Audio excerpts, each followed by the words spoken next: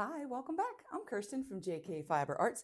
Today we are going to do some Rolag spinning on the wheel. I do like to do the Rolags usually on my Turkish spindle and have a little sample here. So you can spin these Rolags on here. It's the exact same as the wheel except faster and probably easier to ply as well. But this is the Water Lilies Rolags that I showed you, oh, I don't know, sometime over Christmas. And maybe next week, or maybe I'll do a little short on this one, and I'm going to do a 2-ply right from the, pop that center's pull ball off of there and then just do the front and back ends there, the inside and outside. It'll be cool, but today we are going to do this. So these are the frozen Rolags, and some of these I made for myself, these nice ones, I like specifically kept a set of them. And usually I get the dud ones at the ends for me, and I just spin like an ounce or ounce and a half. But I really, really loved this. Last week, that hackle spin that we did, and the week before the blend, this is that blend only in woolen prep form. And I think I'd like to make a pair of mittens. So I made myself up, this is about 2.8 ounces.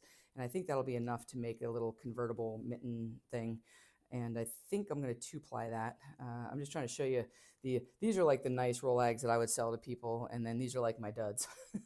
they're a little bit chonky, a little bit fuzzy. This one's a little fuzzy. It was the very last one on taking it off the drum carder, so you can see it's not, the end's not as smooth in there, but it's still gonna spin beautifully. It's just not cosmetically pleasing.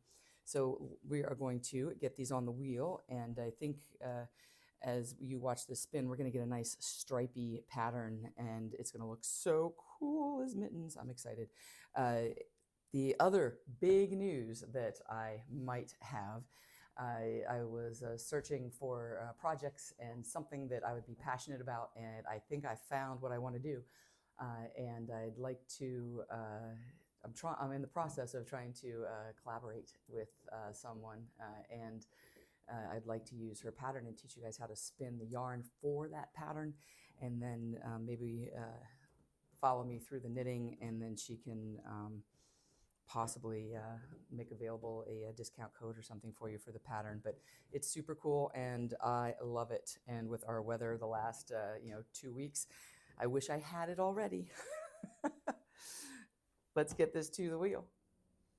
We are ready. I divided these into half, and conveniently enough, 40 grams. I had 80 grams, and I just grabbed these, and they weighed 40, and the other ones weighed 40. So that was very lucky. Because there is some superwash merino in here and some fine merino, I am going to use my small whirl so I can have that higher ratio. And we are going to be spinning this single in the Z direction, which is clockwise. When spinning Rolags, basically I like them because they're like little mini spin from the folds. So if you're spinning from the fold, you're spinning the color in blocks of color. You're doing the same thing with the Rolag, although it is a woolen prep. And if you pre-draft these just a little bit, you probably don't have to do that for this one, but I'm going to. And what you'll find when spinning Rolags is that one end typically will draft easier than the other end. And actually, they both kind of draft the same on this one. And you want to go from the end, well, you want to go from the end you want to go from, but if there's an end that you really don't have a preference which way you start, then I would just find the one that is easier. And I have no idea, what was I spinning on this last? So many things. Let's see what we got here. Nope, that is not enough draw. So let's fix that right away. What is happening here?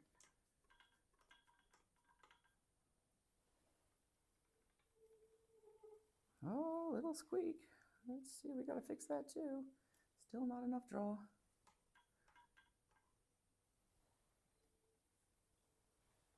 There we go. I think that's a little better. Except I need to fix that. That sound's gonna drive me nuts.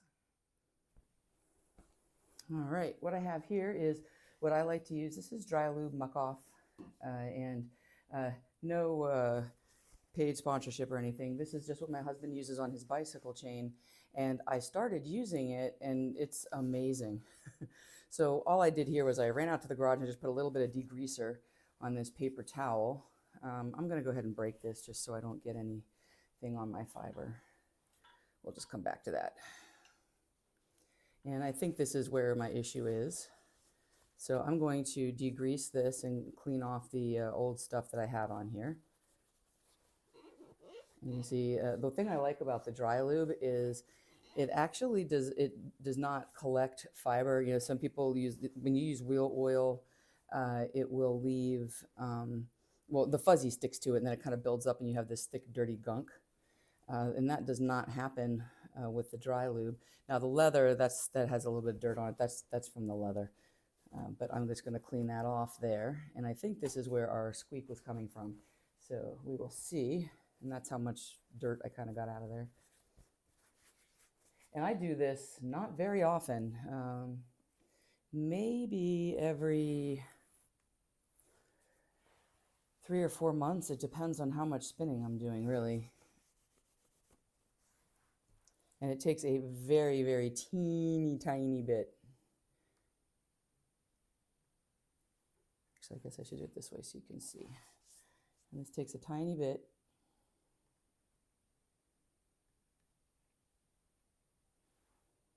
And that's it. And then it just dries. And let's see if that was where my squeak was coming from. I think it was.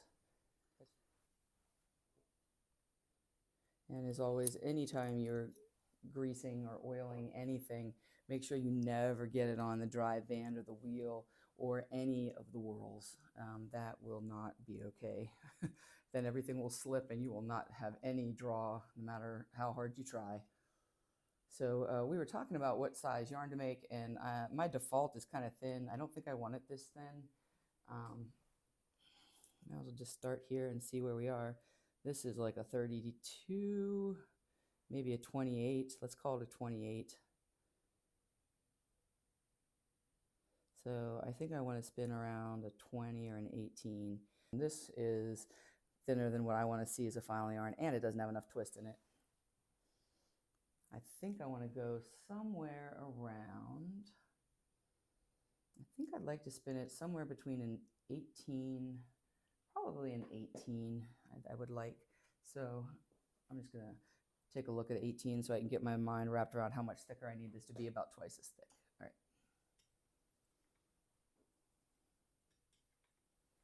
And we're just going to do the hot dog technique here. Start to draw in some of this. Now, in order for me to spin thicker than my default spinning here, I'm going to have the drawing in a little bit faster. And I'm going to be drawing back a little bit shorter so I don't get that nice stretch out. And I'm just going to be pulling a little bit more from my drafting triangle. And let's see what this gives us. And I apologize, the last video I did, I had a comment that said you couldn't see the plyback, and I was like, well, you can zoom in. And for whatever reason, it did not, I don't know why the focus wasn't working. And she was completely right, you could not see it. So here is around that 18 I'm looking for. And here's our plyback test here. And I think that you should be able to see this one pretty clearly today. I kind of double checked everything. So here is our plyback test, and I like that plyback test a lot. And if we want to, we can check the angle of ply. And of course, we are going to be looking at the S because this would be what applied single, a rough estimate of what applied single would look like. And I can see that if I look at that one that's in the center of the little ring here, I am right on 30. So I think that is going to be exactly what we want. So I'm going to see if I can't keep doing that this whole time. And as this spins, you're going to see that it will look stripey. It's going to give us, this is going to give us a pretty nice stripe.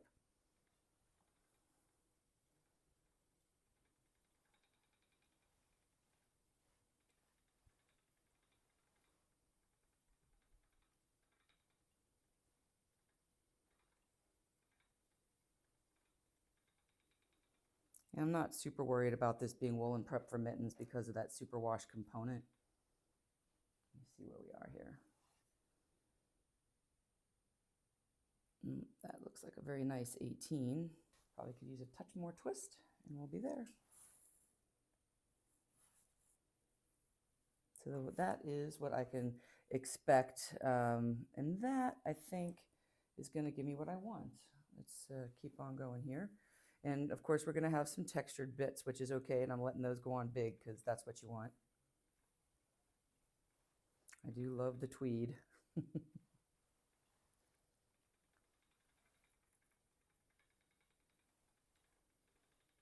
One of the other things too is when you're spinning it a little thicker, it doesn't require as much twist.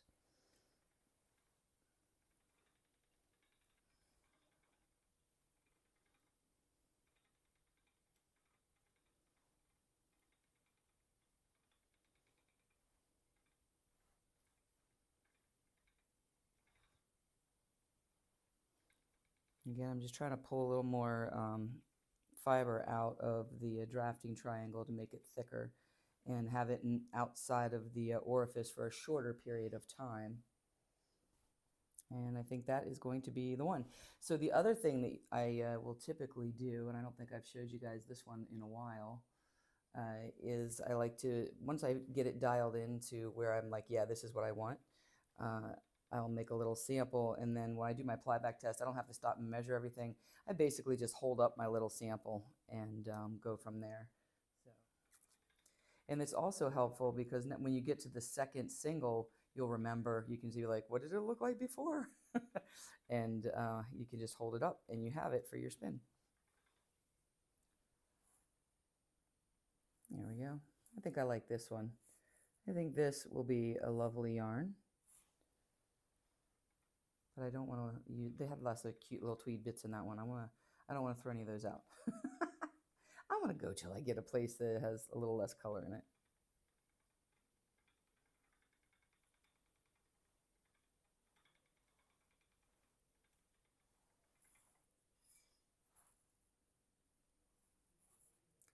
I think this is going to be the one. It just needs a touch more, and I think this is it. Yep. So here, this is going to be my sample. I like this one.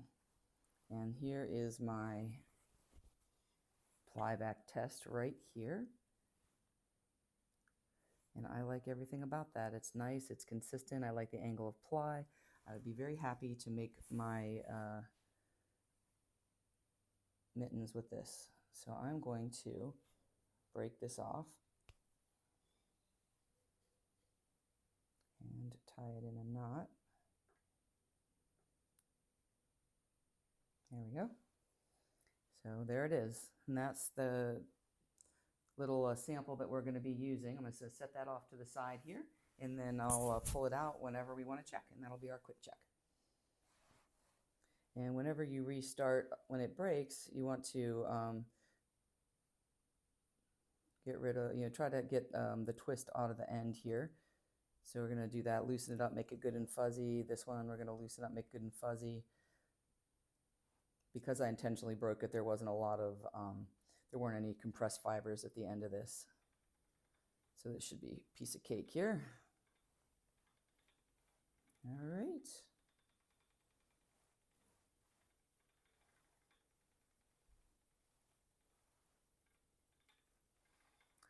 So I'm really excited about the frozen socks.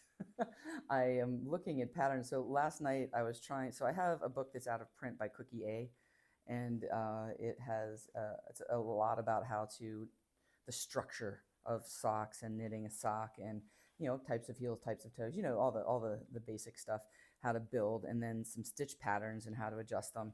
And then there are some sock patterns, and I've probably made almost all of them in that book at least once. And there was one I haven't done before, and I thought, oh, I want to do this one. And when I had this book was before there was all the technology with the patterns, and now I use the Knit Companion, and I was trying to scan the pattern in, and the chart. It's a very heavily cabled pattern. Look at that! Isn't that cool? So actually, let me do this again. I'm talking and trying to do this at the same time. Let's do this for real. Let's do a little spin because some of that came out. All right, so here we have, this is my current plyback test, and here is my sample plyback test. And you can see that they are pretty much on the money there.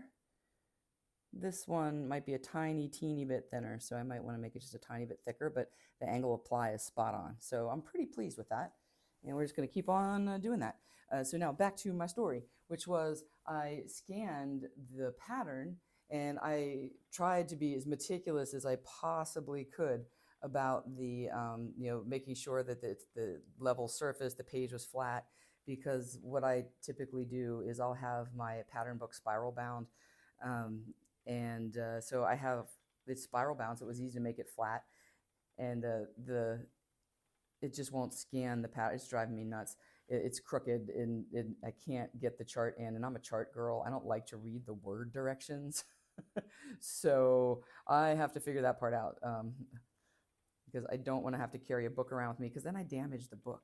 The pages can get crinkled, things can happen, water can get on it, even though when I have them spiral bound, I also have a plastic cover put on them. I know, I'm a weirdo. I just like to take care of the things I have. But I'm super excited about the sock pattern, but I'm super frustrated because I can't get the old and new technology to meld. So here we are again. This one I think is spot on up here, and then down here it's just a teeny bit thin, but I still really like it. I think that if this is what we get, it's going to be wonderful. So right now, the big things I'm super excited about are the frozen socks and the spinning specifically for a project, and we haven't done that in a while. So I really am excited, and I'm in the process of reaching out to this pattern designer, and I think it'd be really cool to do hand spun yarn for this. And I'm definitely, my husband is first in line for he already told me he wants it, so I'm gonna pick a nice manly color, but you can do whatever color you want. I'm gonna show you how to spin for it, and then we'll go from there. But my hope is that I'll be able to do some sort of a collaboration with her. We're at the end of our first roll leg, and just gonna check this against our sample here, and I think that we are still doing pretty well. Let's just take a look at our bobbin. So I really like the way this looks. That's gonna look so cool in mitten form. I can't wait. I will see you guys back here when this is done, and we'll get this plied. We are ready to ply here.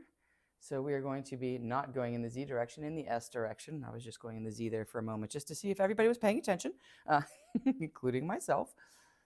Let's see if we have enough draw on this. Let's see what we've got here. Nope.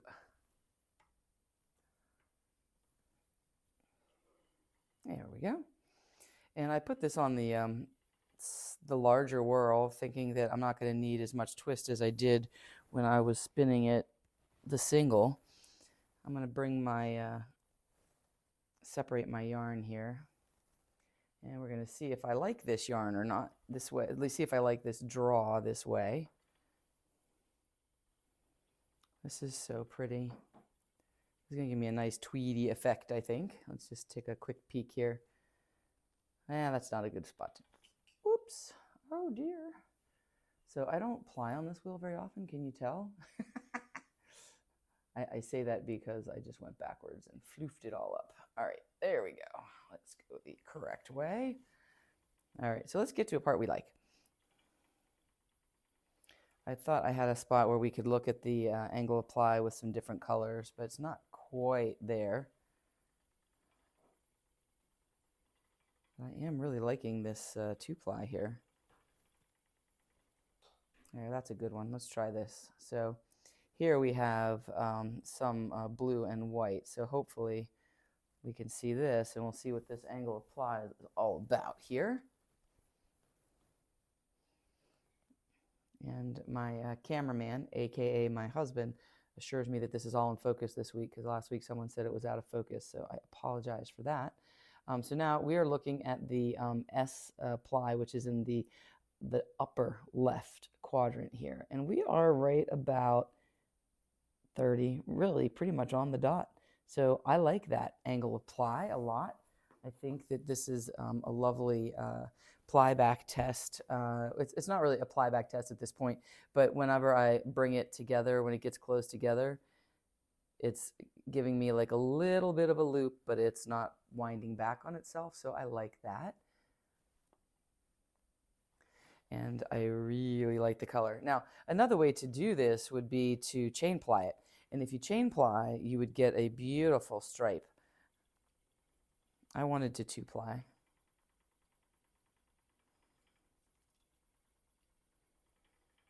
And I have all those little bumpy tweedy bits. You can kind of see them as they come by here.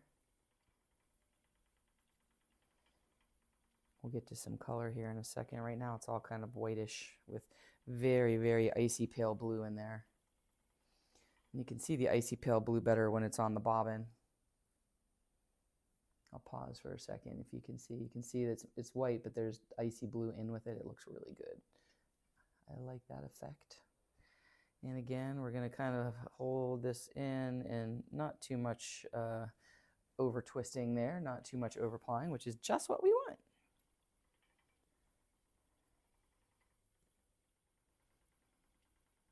Ooh, I like this bit, even though this is a little bit thick here. I still love this. I love this color play. Here's some tweedy bit here. Look at that. I really, really like it. And this bit here is a little bit thick, but it still has a good, nice ply angle. So I am still happy with it. My big thing is I'm hoping this is all going to fit onto this bobbin because I did not put on the jumbo bobbin, so I'm trying to be meticulous about advancing my hooks, which to put on as much yarn on here as I possibly can. I'm going to try to keep it on even. We will see how that goes.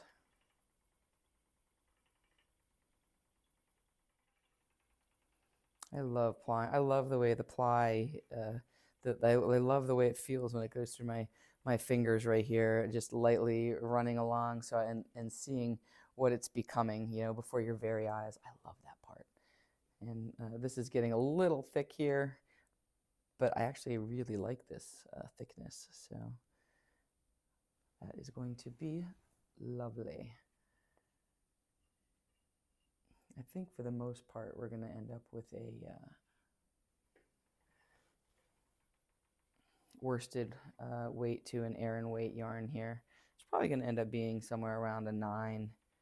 There might be some floof factor when I set this. We'll see. Oh, I love it. See, now we're getting into all my nice consistent spinning. There we go.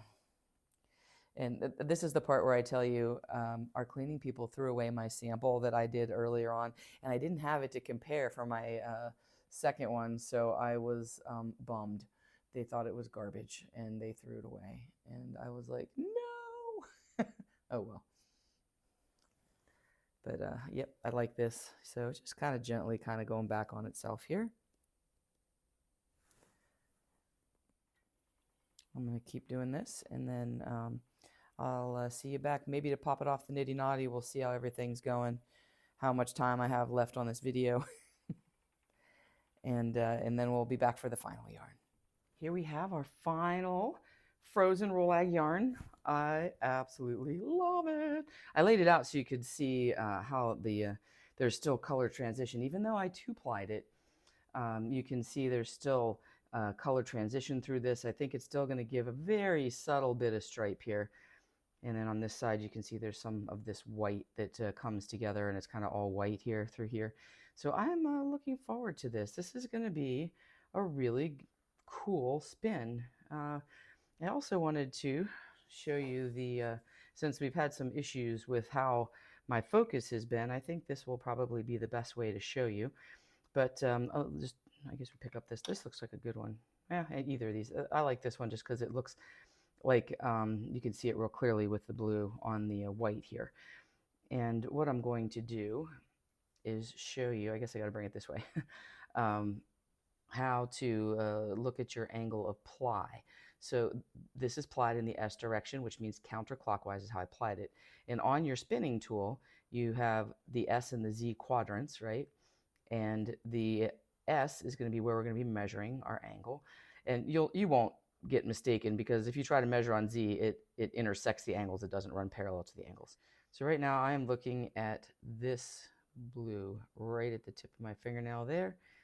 And when I hold it up against this, you can see that it lines up with that 30 absolutely wonderfully. So 30 degrees is my angle of ply. Let me try it this way so you can see better. I don't know if my hand's in the way. So you can see that that blue in the center of the ring there is right at 30, right there. So that is a nice angle of ply, and that's basically the angle for this whole thing. I did have some floofier areas, but for the most part, this ended up being a WPI 910, so it's a good worsted weight here. And of course, the first one I pick up is a little bit thicker, but this measures thicker, this tool, than this tool. So if you take this tool and use it, which is why if you want really accurate, you should wrap it on the ruler and just wrap it around for 1 inch and go from there. So on this tool, this is like an 11. So I think that the real answer is in between these. Plus, use your own judgment. I mean, we've all been knitting forever, and I know what a worsted yarn looks like. And this is a worsted weight yarn right here. This is a perfect worsted weight. And some of this stuff is a little thicker here, but it's still not Aran weight by a long shot. This one's more of a 9 on this, which is probably a 10. So, but here we have it. So we're looking at that 9-10 weight for almost all of this. There's only a couple spots where it got a little floofier, where I didn't have as much compression, like here. I didn't have a lot of compression on that section. It still has the same angle of ply, but it just is a little bit, it's a little floofier. So, but it looks really cool. I love the way this turned out. So I'm looking forward to making myself some mittens. And I still have, at least as of right now, I still have frozen Rolags left. So you guys can have these at your house. And you can do the, I almost forgot. And you can chain ply if you want to. I had a little bit left over from my 2-ply, and I chain plied it. So here you can see the difference too.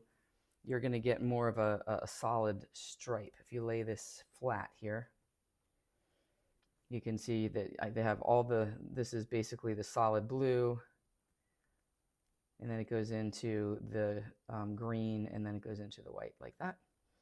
And that's going to give you that solid striped yarn, a little more bold stripe. And that's what you can expect from the chain ply, which I do think is absolutely pretty as well. Look at that. If I had more of this, I would chain ply. I think it looks really cool. I have some of these on my website. Plus, I have some other good stuff too. I'm going to be adding over the next couple weeks. I have a lot of things I'm going to get done, and I will see you guys next time. Until then, spin happy.